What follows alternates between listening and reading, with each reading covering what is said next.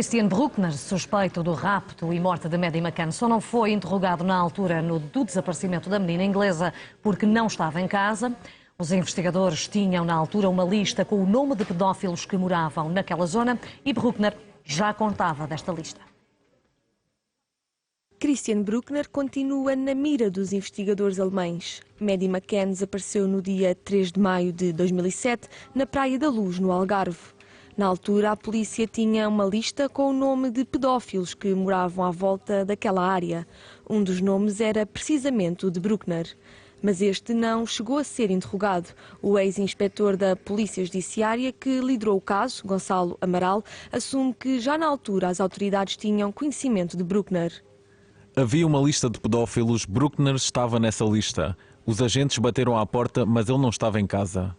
Gonçalo Amaral mantém-se firme em relação àquilo que acredita. Na sequência de um documentário feito 14 anos após o desaparecimento de Maddie, o ex-coordenador da Polícia Judiciária de Portimão refere que continua a acreditar que os maiores suspeitos são os pais. O comportamento dos pais era estranho, quase parecia que nada tinha acontecido. Eles estavam mais preocupados por não lhes servirem chá do que pela ausência da menina, quando deveriam estar em estado de choque e nervosos. Mas não havia nervos, não foi uma reação normal. Para o ex-inspetor, a polícia alemã criou um falso suspeito e Bruckner nada tem a ver com o rapto. Bruckner não tem nada a ver com o desaparecimento de Maddie. Não seria a primeira vez que um caso seria resolvido com a construção de um suspeito. Os principais responsáveis pelo desaparecimento são os pais. O procurador alemão não deve continuar a dizer que tem algo contra Bruckner nas mãos. Então acuse-o. Ele que leve isso ao tribunal e explique como alguém invadiu o apartamento sem deixar impressões digitais ou luvas.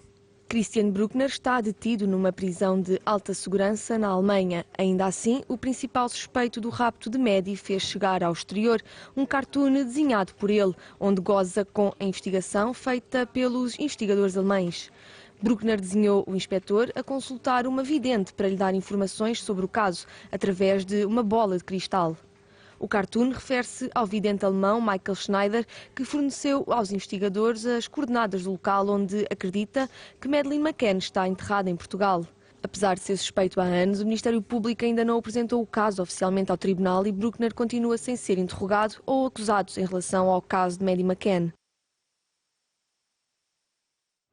Madeleine McCann desapareceu há 14 anos na Praia da Luz, no Algarve, mas a polícia inglesa continua a investigar o caso e já gastou mais de 10 milhões de euros. Aquilo que parecia ser uma viagem normal entre amigos começou a 28 de abril. O aldeamento turístico Ocean Club, na Praia da Luz, em Lagos, foi o local escolhido. Umas férias que ficaram marcadas pela tragédia de 3 de maio de 2007. Looked and it was quite dark and I was just looking at Madeleine's bed and I was thinking, is that her? But I was looking for, why is that Madeleine there? And then in the end I walked over and thought, oh, she's not in bed. And then I thought, oh, maybe she's wandered through to our bed and that's why the door was open. So I went through to our bedroom and she wasn't there.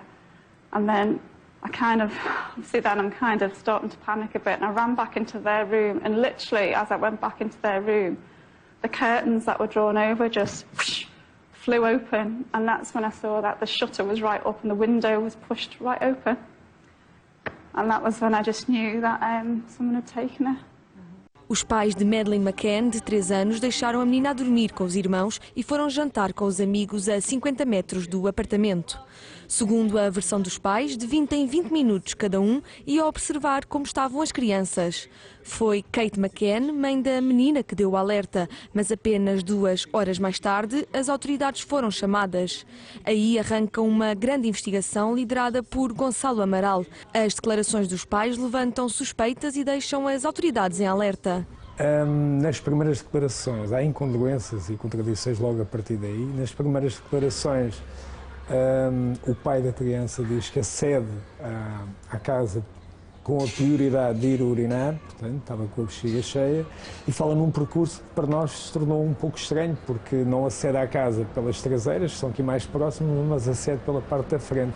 Mas ele continuava na sua versão de que tinha feito este percurso, tinha continuado a subir, aqui é já o jardim do apartamento, estava aqui um portão, hoje em dia está diferente do portão, que era Portanto, o acesso este normal. seria o acesso mais direto. Mais direto, mais próximo à casa e à casa de banho, mas ali isto continua. Portanto, vem aflito para ir à casa de banho, mas continua. Com a bexiga cheia, continua.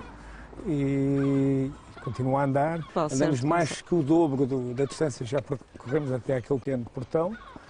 Ainda temos que percorrer mais um pouco.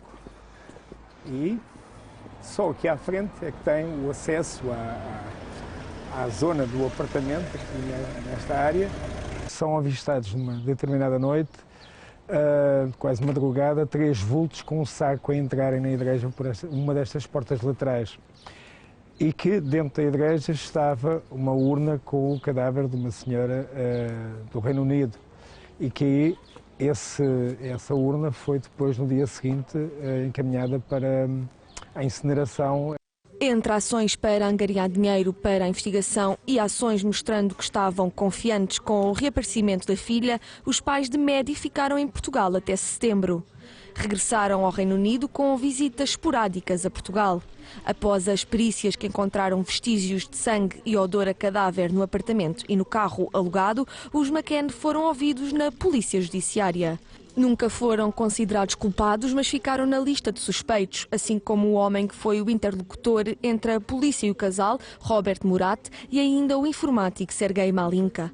Já passaram 14 anos desde que a criança loira de olhar único e feliz desapareceu.